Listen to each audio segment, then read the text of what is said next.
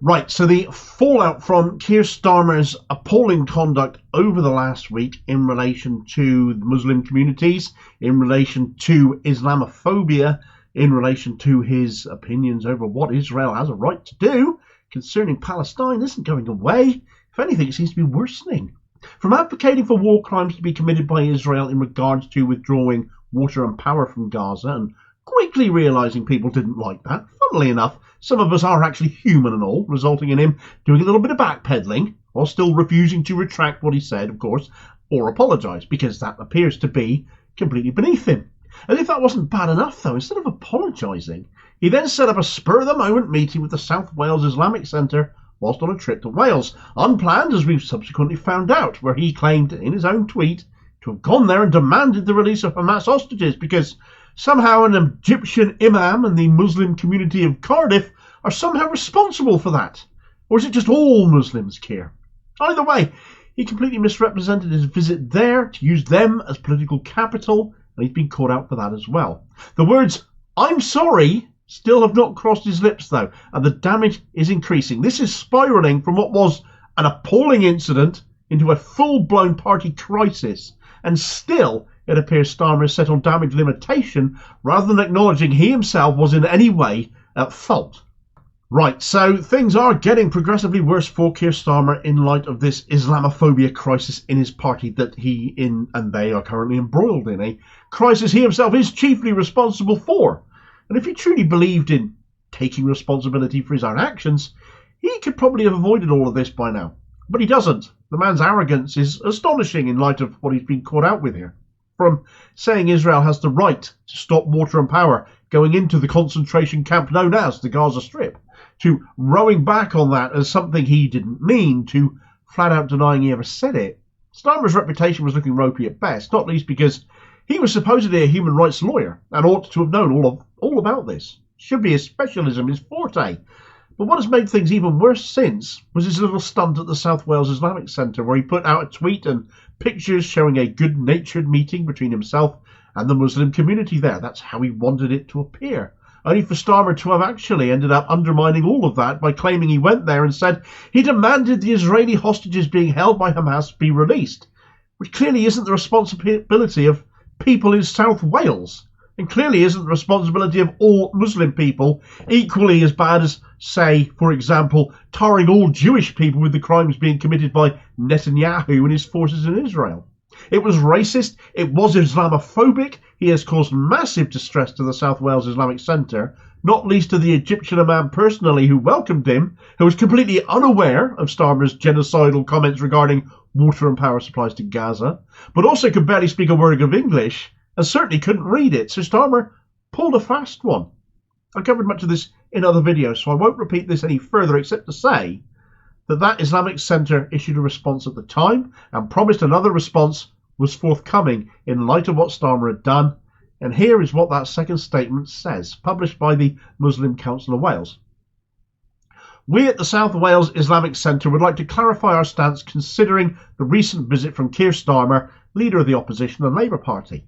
We acknowledge the serious concerns raised by our communities, and we thank you for holding us to account. We fully understand and share the anger many in the Muslim community are feeling, both here in Wales and across the UK. We apologise for the hurt and confusion that our hosting of this visit caused. Our strength is in our unity, and we are aware that this visit has weakened and undermined that unity. As one of Wales's oldest mosques, we have a rich tradition of positive engagement with politicians and community leaders. Our intention was to raise the concerns of the Muslim community around the suffering of Palestinians, and so we hosted an event, initially with local representatives on the issue, and the knowledge of the attendance of Keir Starmer was given at short notice. There was a robust and frank discussion which reflected the sentiments Muslim communities are feeling at this time.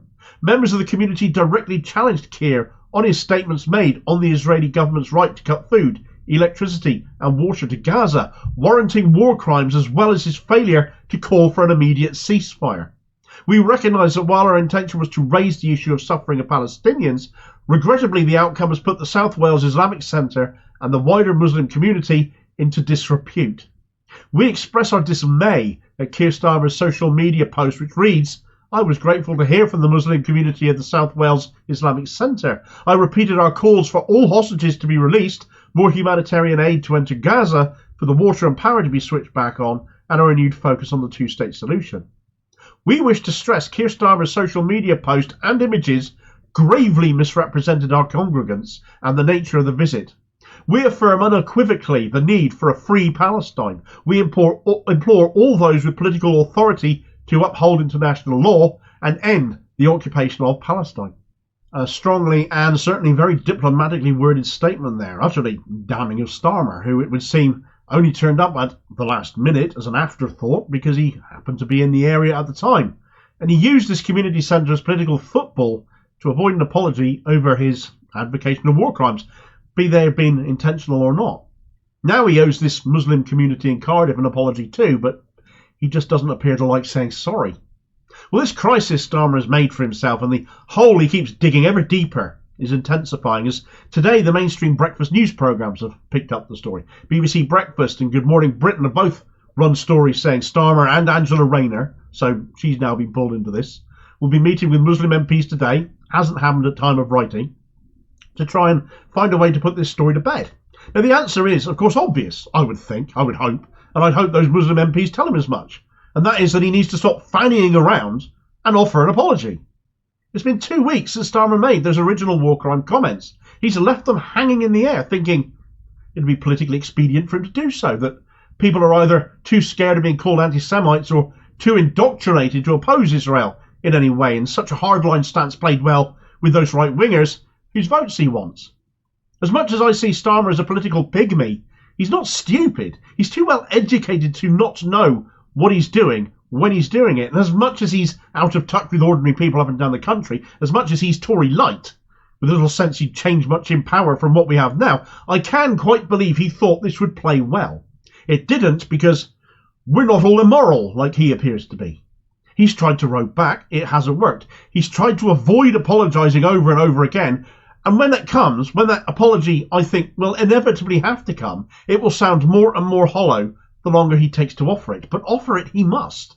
If he continues to refuse to say sorry, the worse this is just going to get. And all the Islamophobia and other forms of racism he ignores or doesn't treat as seriously as anti-Semitism, as laid out in the Ford report, are all going to be brought back rapidly into light and into focus. What I can see actually happening is Starmer going in to talk to his Muslim MPs, not for ideas on how he can fix this situation, but he'll more likely be telling them to go out and fix it for him.